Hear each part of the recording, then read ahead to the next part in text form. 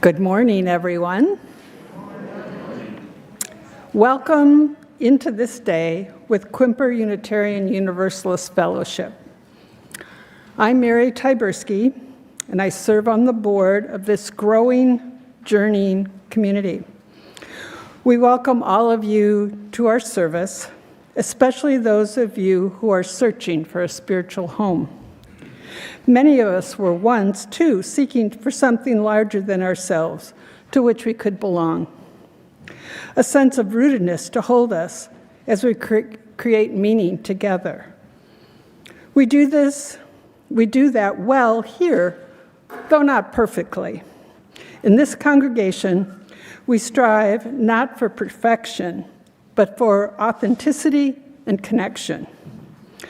Whether it's your first time in worship with us or your 100th time, we hope that you find here questions that stretch you, people to befriend you, and liberal religious values that challenge you to join us in loving boldly, living justly, and welcoming radically.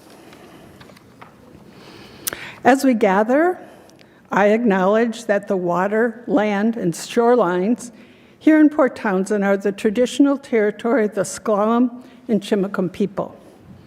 We honor and acknowledge our indigenous members and neighbors and vow to help restore and sustain their homelands. If you're visiting today, I offer a special welcome and invite you to join us for refreshments and conversation in the fellowship hall, it's over that way, after service. We have a newcomers table near the patio doors where our greeters are ready to welcome you and answer questions you might have. Welcome to you all this morning. We're glad you are here. And now for some announcements. Our lovely flower arrangement today was donated by Maria Mendez for the Native Connections Affinity Group in honor of Billy Frank Jr. Day and the 50th anniversary of the Bolt decision. Our stewardship moment today is from Susan Stone and Jeff Mather.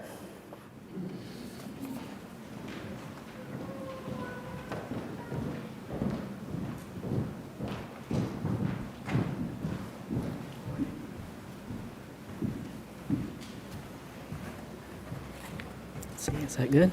Good morning. Morning. Jeffrey and I grew up attending the Unitarian Church of Los Alamos, New Mexico. We were also married in that same church almost 36 years ago. When we decided to move back to the U.S. in 2018, we came to Port Townsend and rented a house just around the corner from Quimper Unitarian Universalist Fellowship. Our first visit to the fellowship was the Sunday Bruce Bodie gave his last sermon. The building was packed with people. I think there were people standing up in the back. It was amazing. His sermon was about how you can never really come home, some sort of feeling like that. I was trying to remember. I was practically in tears afterwards. Here we were back in the U.S. after 20 years, hoping to find a new home. And after Bruce's sermon and all the nice folks we met and connected with at Quimper Unitarian Universalist Fellowship, we truly felt we had come home. It's now been 5 years, and our connection to Quimper Unitarian Universalist Fellowship is stronger than ever, and we are indeed committed to our fellowship community. What is community? It's being a part of a family, dear friends, and being there for them, especially in their time of need. Our fellowship needs all of us now to help with the running of our community, to feed it, help it grow strong in this very stressful, fractured time. We are always stronger when we all work together towards a common goal. This is our goal, and we should be proud to step up and do our part. There are so many wonderful, talented folks here, and so many interesting and fun meetings, events, and gatherings to attend. These are the things that nourish our souls. But of course, maintaining the staff, the building, and all the other things takes money, and those are just as important as keeping Quimper Unitarian Universalist Fellowship running smoothly. Why wouldn't we all be happy to step up and help our fellowship prosper and grow stronger? Quimper Unitarian Universalist Fellowship plays an important role in all our lives, and we need to give back, to say thank you to our beloved community. We are very happy to support our Quimper Unitarian Universalist Fellowship, and when we do support our fellowship, we are supporting each other and our loving community. Thank you.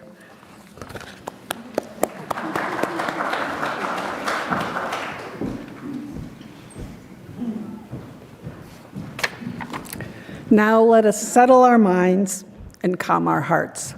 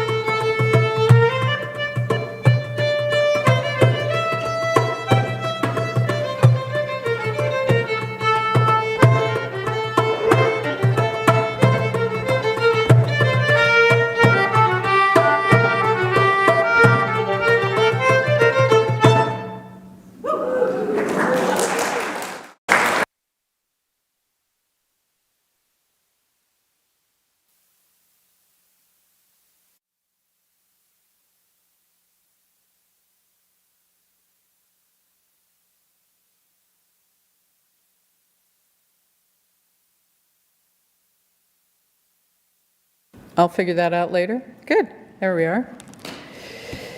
Our opening words this morning are by Gretchen Haley. Every little thing that breaks your heart is welcome here. We'll make space for it, give it its due time and praise for the wanting it represents, for the longing for something more, some healing, some hope that remains. We promise no magic, no making it all better, but offer only this circle of trust, this human community that remembers, though imperfectly, that sings and prays, though somewhat awkwardly, this gathering that loves, though not enough. We're still practicing after all, still learning, still in need of help and partners, still becoming able to receive all this beauty, all these gifts that we each bring. It is so good to be together this morning, my friends.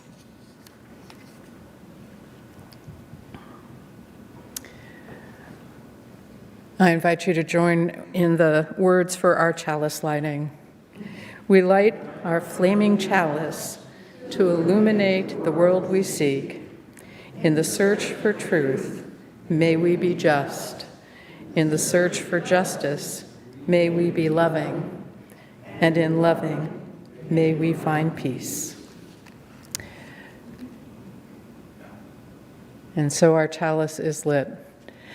Let's join in our opening song today, number 1, May Nothing Evil. And I often have to mention that when the Gray Hymnal was created back in the mid-90s, yes, please rise while I'm talking. Yeah, go ahead, you were ready. When the hymnal was created back in the 1990s, the mid-90s, the first decision the commission made about the hymnal was that this would be hymn number 1. So let us sing Prayer for This House.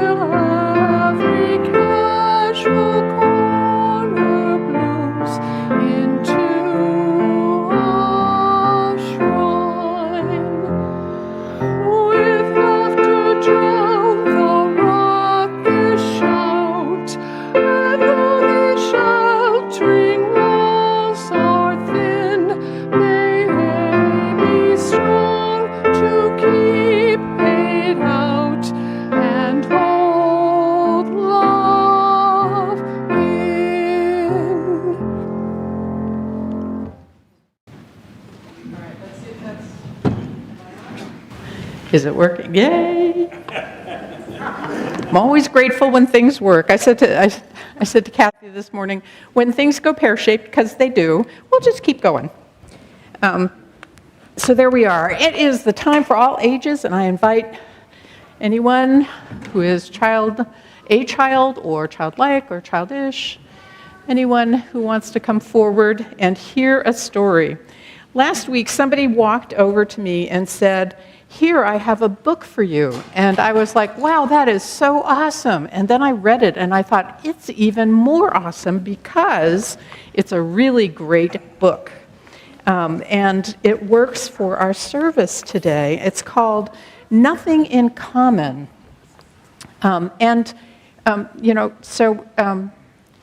It's easier to see if you're down that way. Just to note that you can see the screen, and you can see the book if you want to look here, but you can choose which way to look. All right, here we are. It's called Nothing in Common.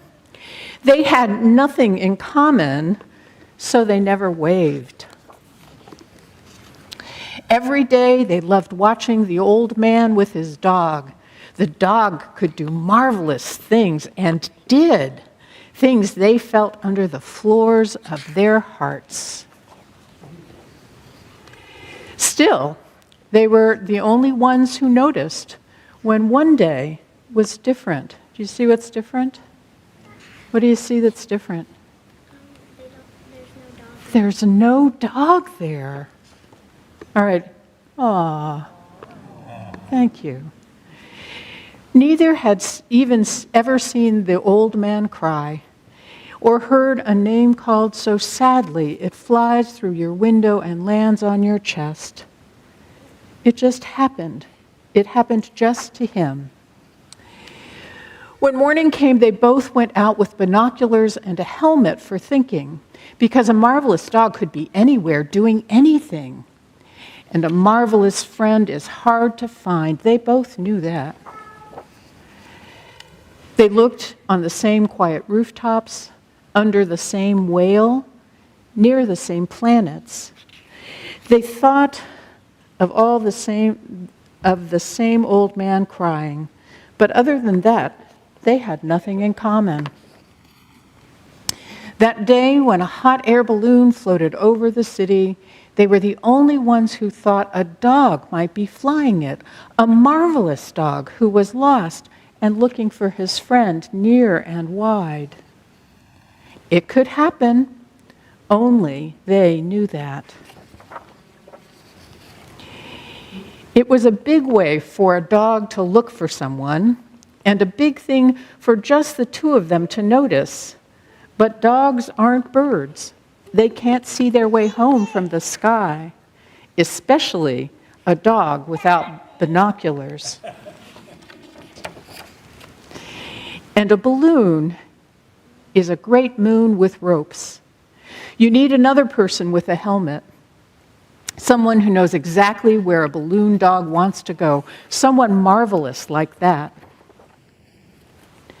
It was a slow walk, one with time to notice things they hadn't noticed before. Tall things, how patient a dog in the sky is, how they both had the same feeling inside, a deep feeling that ballooned out. They pulled, and they knew the same way back because they knew the same stars, and the same earth, and the same quiet rooftops they saw every night from their windows. And because they'd noticed the same old man every day, just the two of them. An old man who cried, this time because he was happy.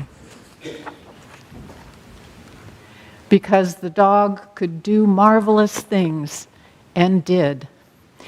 Each thought the other was marvelous too, even though they had nothing in common. Nothing. And that's something.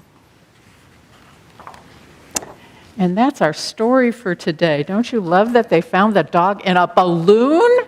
Is that so awesome? I love this story. And I'm so grateful that you all came to share it with me. So I invite the adults on the aisle to form an arch, and let's sing Everybody Out. Go now in peace, go now in peace, may the spirit of love surround.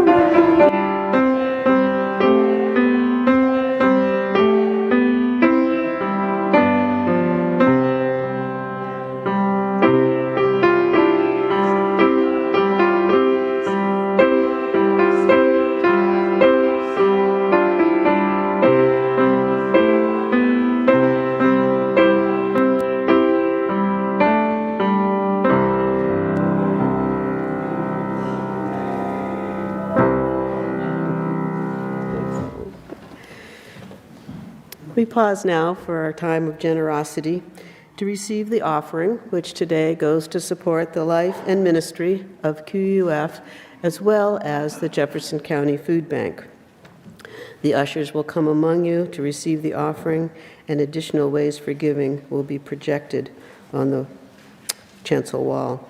Please join me, if you're at home or in the sanctuary, with our words. This fellowship is the community of ourselves. Its energy and resources are our energy and resources.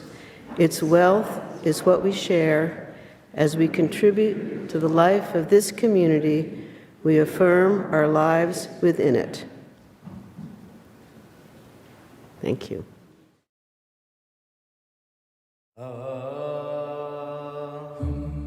كنت رايح أغني دقيت باللي ماله غنى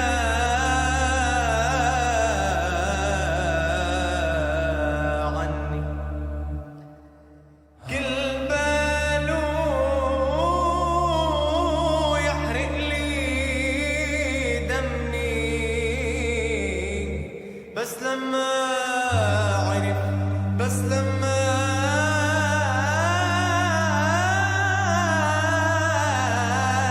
عرف إني بغني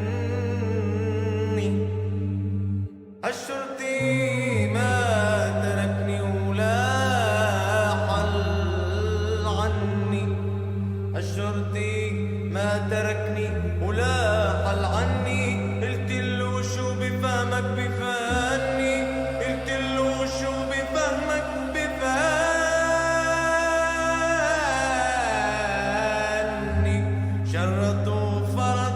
شرطوا فرض عليني أغني لحتى يحل عني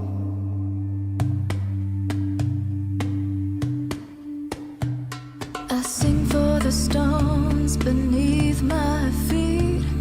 I sing for the child that smiled in the street. I sing delight in the load of the wind. I sing to appease the demons within. I don't need to sing to prove my existence. I don't need to sing to fight your indifference. I sing for the lessons the world hasn't learned. I sing for my soul as she watches it burn. I sing as the trees grow branches above, and I don't need a reason to love.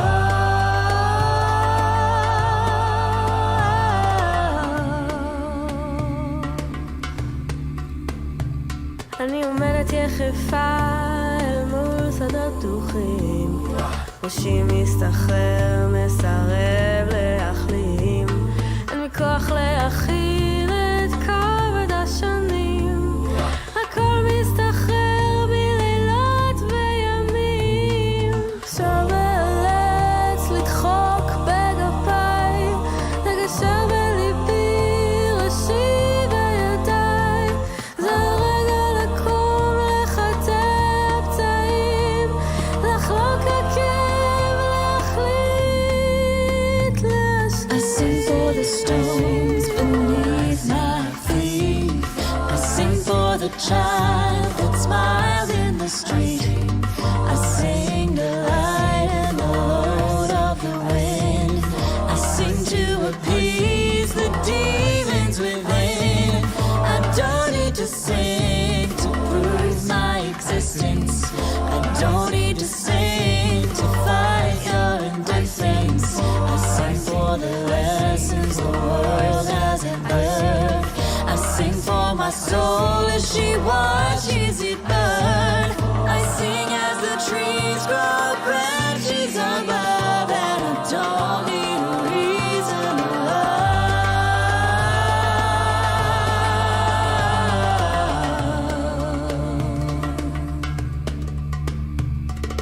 Sometimes I fear that I won't make a change, that my voice won't be heard because I will be afraid.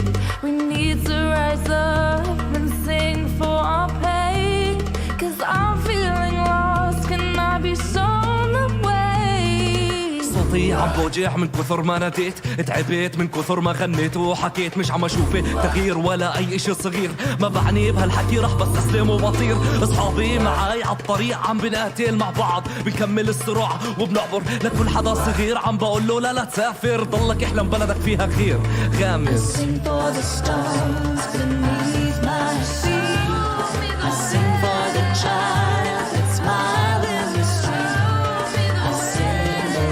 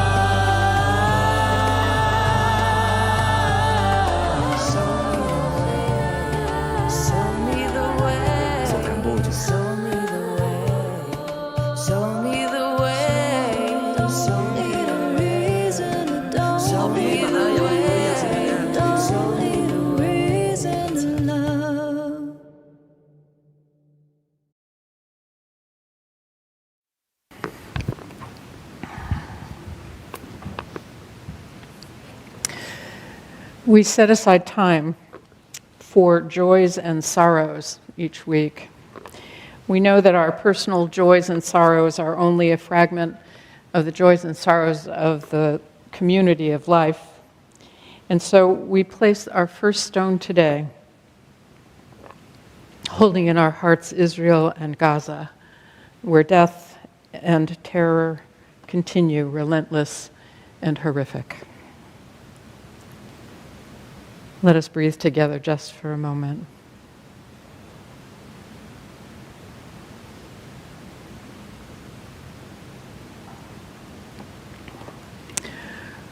Within the congregation, Diane Bomer asked for a candle to be lit for Sheila Lauder, beloved member of QUUF, who has been experiencing cognitive decline for several years. Friday, she was moved to a new home in Silverdale, a place that will give her the care that she deserves. Diane also lights the candle in gratitude for the members of the pastoral care team for all their support during the difficult transition that Diane herself worked very hard to make happen. And we place the final stone to acknowledge the joys and sorrows that are unspoken, holding one another and our wider world in love and care. Thank you, Kathy.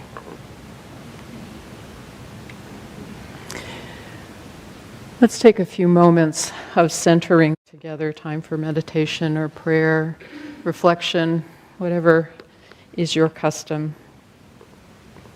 We'll start with a poem from Denise Levertov, and then some other words following that.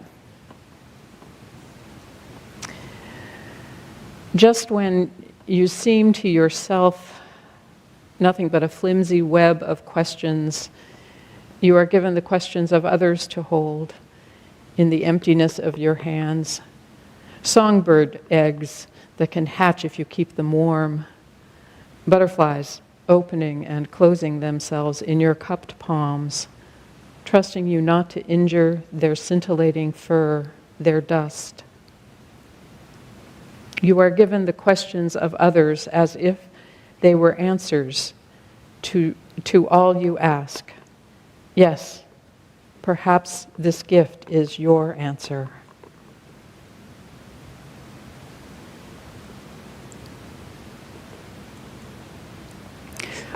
We are filled with questions of every sort. Big questions.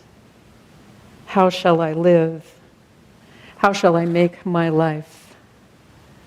How might I give myself into the world? How shall we make peace, create justice, allow love to rule? Hard questions sometimes. Can I love her still? Is forgiveness possible? What if I walk away in all this pain and hurt? How can I live through this? We can become torn and flimsy, lost in the questions, lost without answers. So let us reach for the questions of others and let us hold them. Warm eggs, ready to hatch, to be new life, to bring us song and joy. Let us hold them. Butterfly wings moving slowly, gossamer, fragile, glowing in the sunlight, bringing us joy and beauty, wonder when the world seems weighted beneath worries. Answers will not come for the deepest questions, only these small gifts occasionally, something like answers from another. Let us pause to cherish the web of community that offers us these moments, these gifts, these questions to help us discern and discover a fragment of meaning, a glimpse of truth, and the sureness of companionship as we move through our journeys together. Let us pause in stillness.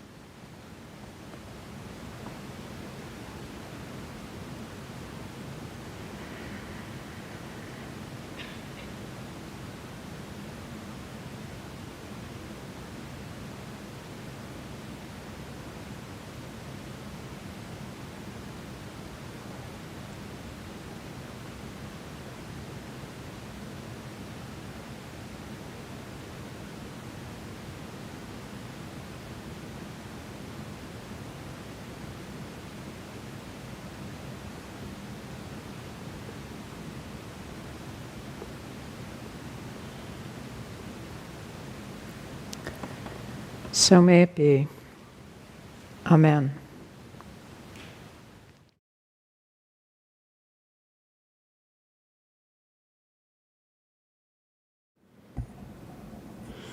Our first reading this morning is from the Amen Effect, Ancient Wisdom to Mend Our Broken Hearts and World by Rabbi Sharon Brous. To introduce it, Rabbi Brous tells of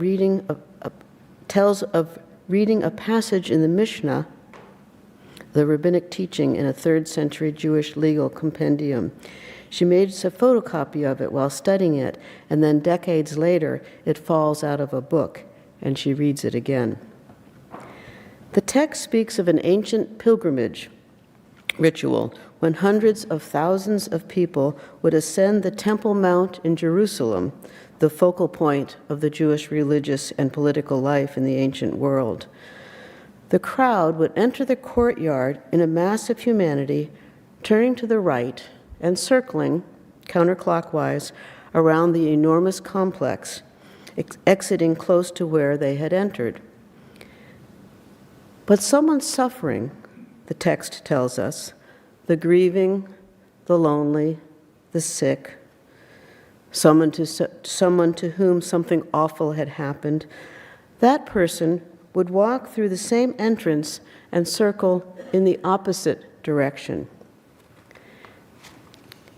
Just as we do when we're hurting, every step against the current. And every person who passed the brokenhearted would stop and ask, "What happened to you?" "I lost my mother," the bereaved would answer.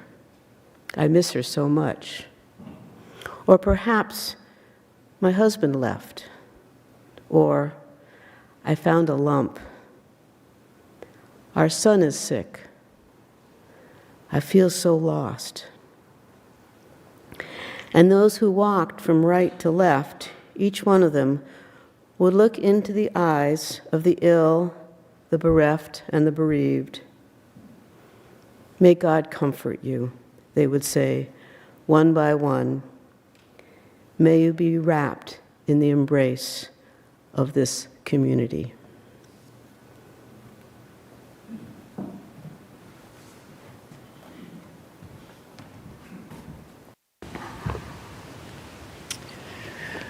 The second reading is View Number 2 by Thomas Centolella.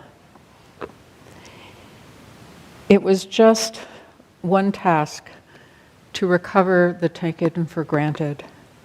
There were others, such as simply recover, and then consider there's no time off for good behavior, that the city was a carnival of incandescent streets, but also a dim labyrinth, that the beloved bridge connecting two wonders of solid ground provided as well a jumping off point for those who had lost heart, that some roads, no matter how far they take you, will double back.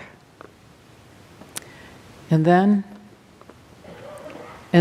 consult the window for weather, put on some clothes and good intentions, begin again. There ends the reading this morning.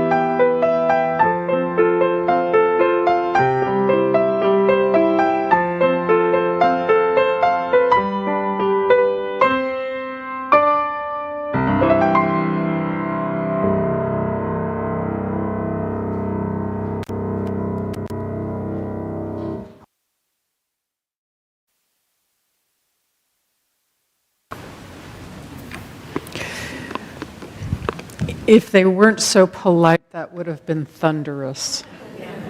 Thank you very much. That was, oh my goodness. Oh my goodness, and I forgot something. Whew. It's hard on a person, you know, sometimes, right? Right.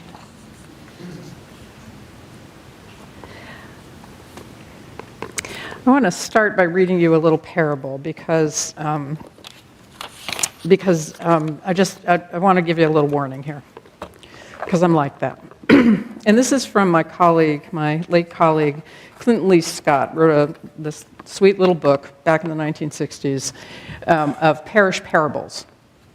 And this one is called Of Salvation. And he is writing in the style of his time. It is too hard for me to try to make it like a 2000 even version of it. So I'm just going to read it as it is. Translate as you need to. I know you can do it. Of salvation. Now there was a certain man that for many years did not frequent the temple on the Sabbath day. Then did he cease to be found in the great congregation. And a neighbor inquireth of him, saying, How is it that thou no longer seen? How is it that thou art no more seen in the temple on the Sabbath day? And the man did give answer, I like not the words that the master speaketh, for he putteth not an end to the questions that vex my mind, neither provideth me with a sure salvation for my soul. Verily, he leadeth us into deep waters, and leaveth us there without means of escape. Now, when this conversation was told to the master of the temple, he answered, saying, Go tell him that remaineth away from the great congregation, that the temple standeth not to provide life preservers, but is a place wherein one learneth how to swim. Fair warning, friends. You know, there's not much that I can find that I can think of to praise about the pandemic, right? I know for some of my friends, they began a sourdough journey that has been meaningful and literally fulfilling for them, one who actually named her starter and describes it as such. And I'm going to guess that there are some folks around here who picked up hobbies, who got better at their fitness, maybe learned Urdu. Who knows? I started taking some online courses. A couple of them were with a group called Homebrewed Christianity, which is run by a surfer dude, PhD, way left of center Christian professor called Trip Fuller. Trip and the liberal Christian writer Diana Butler Bass, who are good buds, led a couple of classes that I took 6 weeks of several times. And I've continued to be part of Diana's Substack community called The Cottage because she offers opportunities to hear from folks who are engaged in religious community and who are trying to bring more light to the world in all sorts of ways. This is where I had the chance to listen to a conversation with Rabbi Sharon Browse. Before the live stream had finished, I had ordered her book, Say Amen. Kathy read you the words that captured the story, or that told the story that completely captured me. I mentioned the story to a couple of folks over the last few weeks and got the same response from them that I had when I first heard it. Their face softened, and there was a moistness to their eyes. There's something universally moving about that moment when a stranger asks one who is walking to the left, what has happened to you? I imagine the one who mourns spilling out their grief, the hurt, the loss, the other nodding and murmuring, tears coming there too. Because of course, there isn't one of us who hasn't needed to turn left, right? Not one of us. When has there ever been a time when heartbreak of one sort or another wasn't our constant companion. I don't know if it's especially the case in these times, but it sure feels like the case right now. The war in Ukraine, the chaos of our political system right now, authoritarianism on the rise everywhere, threats to democracy deeper than any time I can remember in my life, the terror in Gaza, guns and guns and guns, and what about police violence? The list is too long to keep recounting. And then again, when has it ever been different? Before our wide and deep connections to the rest of the globe these days, it was possible to ignore the famine in Bangladesh, the tragedies and terrors that shaped too many lives. It's harder to do that now.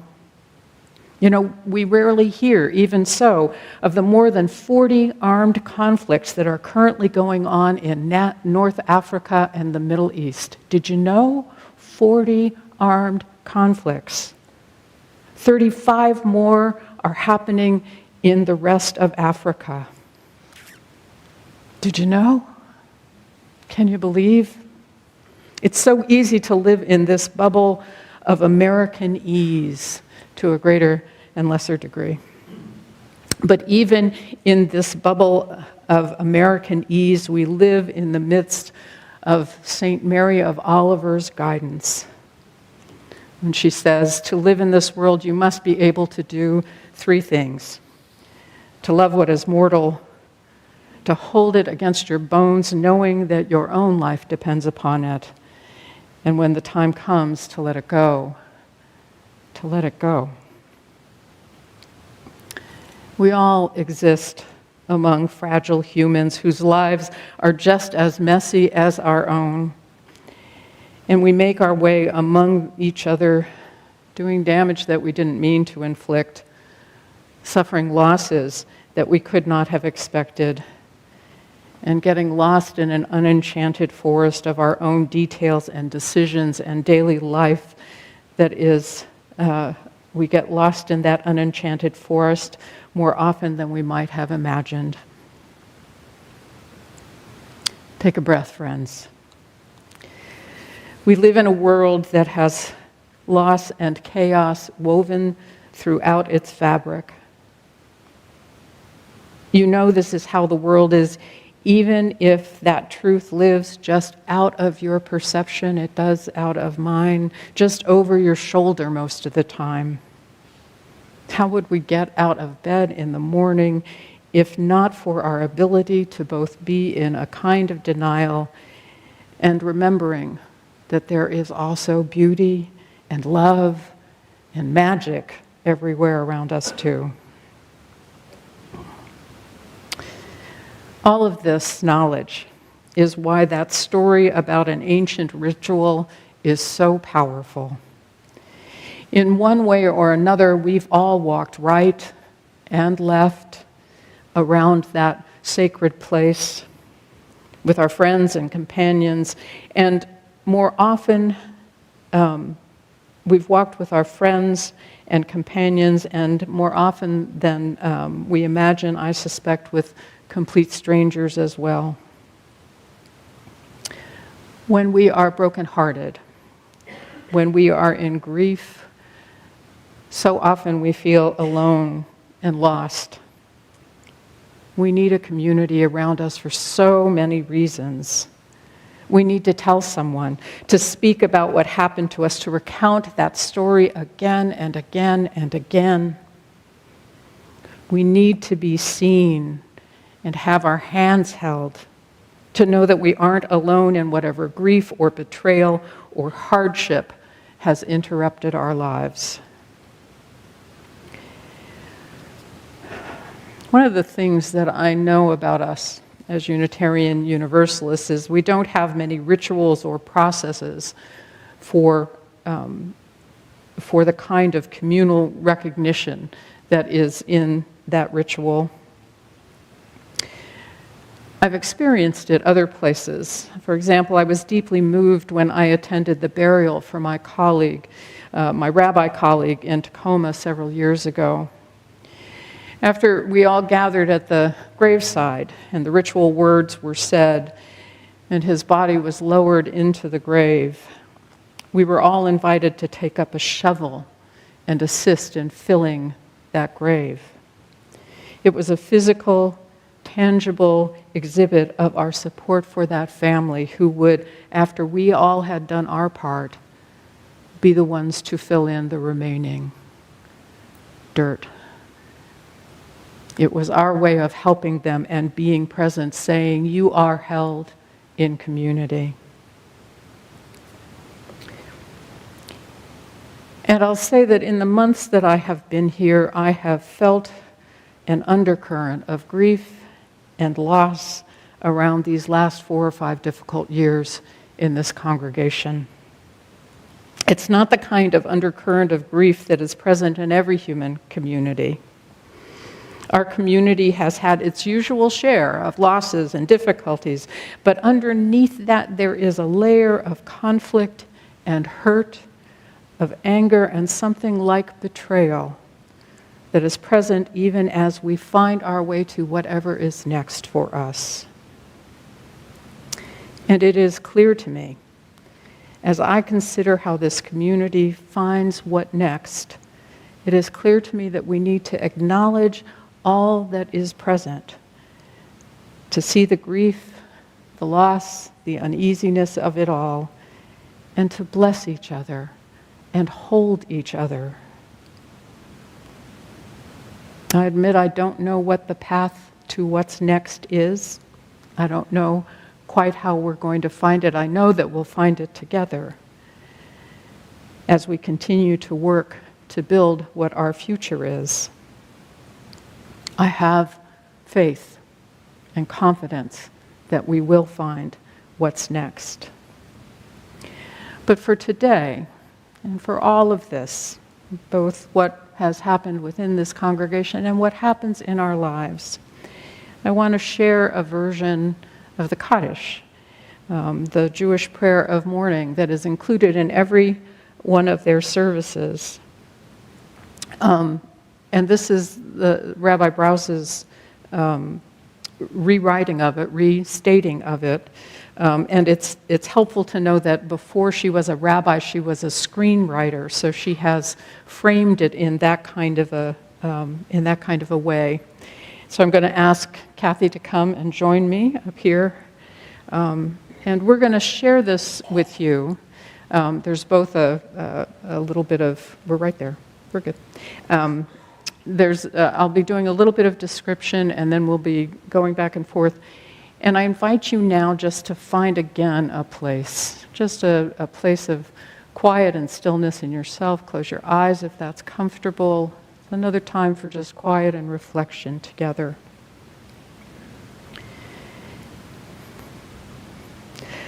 A mourner, tired, disoriented, teary, rises.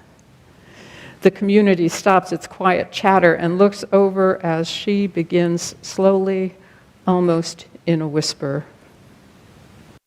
I am in anguish. In one voice, the community responds, Amen. We are right here. We see you.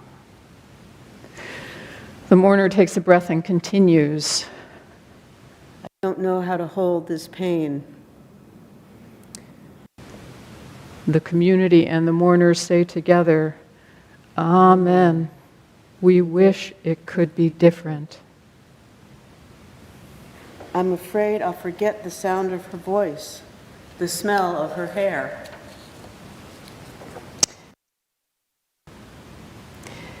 We will never let her disappear from this world. We will say her name and honor her memory. Amen. I can't do this alone.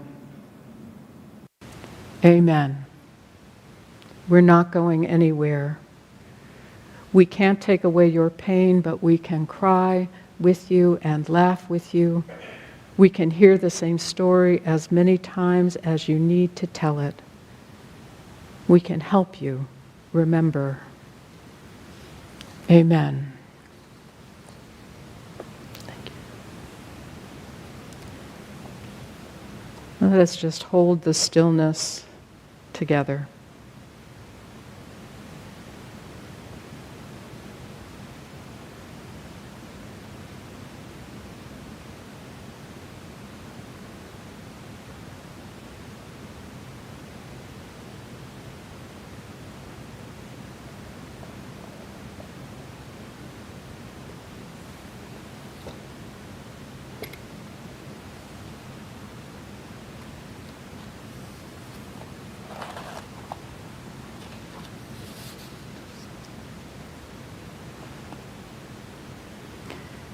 And again, I say amen, a blessing for all.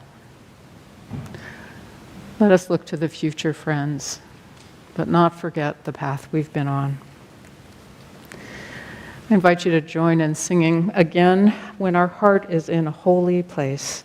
Please rise in body or spirit.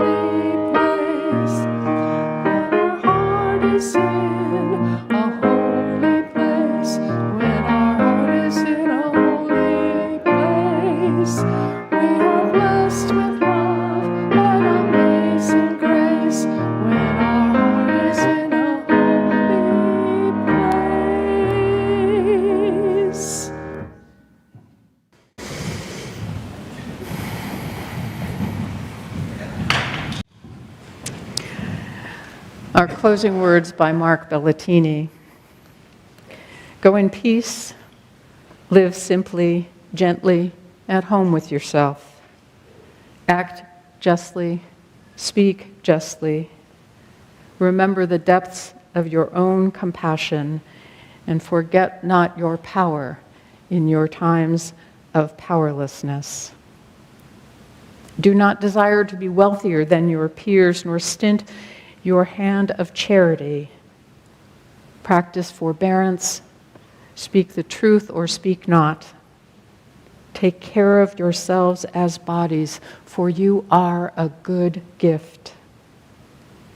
Crave peace for people, all people in the world, beginning with yourself. And as you go with the dream of that peace alive in your heart. so may it be with us. Let us extinguish our chalice. Join me in our words. We extinguish this flame with not the light of truth, the warmth of community, or the fire of commitment, the power of transformation. These we carry in our hearts until we are together again.